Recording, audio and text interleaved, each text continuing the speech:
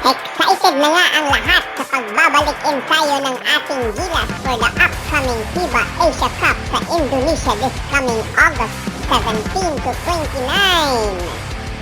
19 players nga ang pumasok sa Calambabo. Ang Tikay Soto na lang ang hinihintay for the 20th spot para sa ating pambansaang kupunan. Pero parang dapat pang pag-usnayan ng ating Young Gilas team ang kanilang paghahanda dahil sa balitang ito na siguradong susubok sa samahan ng ating mga manlalaro at coaching staff. Para malaman ang problema, panoorin hanggang sa huli ang ating video.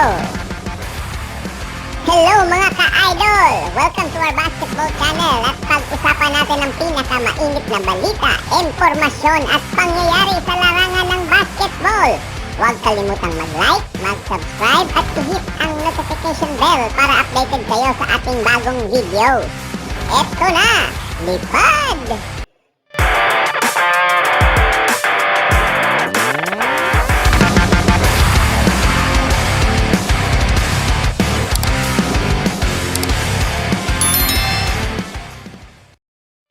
Pumasok na nga noong Sabado sa Calambabo ang ating pambansang kupunan para sa kanilang training. May video po tayo na nilabas kung sino-sino ang nasa loob na ng bubble. Please see the link of that video below. At maganda ang exposure and experience ang nakuha natin sa Belgrade, Serbia for the FIBA Olympic Qualifying Tournament ay marami namang nakaabang na kalaban sa ating mga laro para ma-scout ang ating team at players. Kanya-kanya nga ang pagpapalakas ng mga national team na lalaban sa FIBA Asia Cup. Isa na nga dito ang bansang Korea na balita natin ay nagsama na ng mga MVP sa liga nila para sa kanilang line-up. Nagpapalakas na rin ang China, Jordan, Lebanon, New Zealand at iba pa.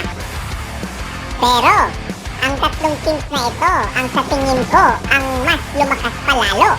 Ang mga teams nga na ito ay lalahok ngayong linggo sa Olympics. Ang bansang Japan naman ang sa tingin ko ay nag-exceed sa expectation ng marami dahil may dalawang legit NBA players na ito ngayon sa kanilang lineup sa katauhan ni Rui Hachimura at Yuta Watanabe. Pinalo pa nga nila ang napakalakas na France sa isang tune-up game nila nitong nakaraang araw lang. Sa susunod na mga araw ay masusubukan ang mga paghahanda na ginagawa ng Japan as they play for the Olympics. Inaabangan na din to for sure ng mga scouts ng ating Gilas as one of the team to beat this coming FIBA Asia Cup. And finally, ang Team Australia na FIBA World Rank number 3 sa ngayon. Hindi po basta-basta ang Australia mga ka-idol dahil may mga legit NBA players na din po nga sila sa kanilang lineup. Very experienced team na din po sila playing against the best in the world. Sa kanilang tune-up games nga last week ay tinalo nila ang Argentina, Nigeria at ang Team USA. Opo, di pinaforma ng mga boomers ang USA team na pinangungunahan nila Kevin Durant and Damian Lillard. Marami naman ang nagsasabi na hindi naman malakas ang Team USA ngayon dahil wala nga si LeBron, Steph Curry, James Harden at iba pang superstar ng NBA. Pero for me, Team USA is Team USA. World number 1 pa rin yan.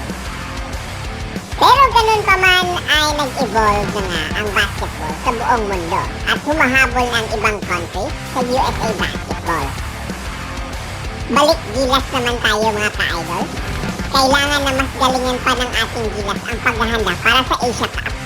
Tiwala naman ako sa ating players at coaching staff na makaka-formulate ng magandang play and strategies para manalo tayo sa mga games natin dito. Maganda din ito na problema as we enter the FIBA Asia Cup dahil mas-scout na natin ang laruan ng mga powerhouse teams na Iran, Japan, and Australia sa Olympics. Yes, they will gain experience, pero we are young and hungry team na walang takot lumaban para sa bayan. Let's continue to support Gilas and trust the process.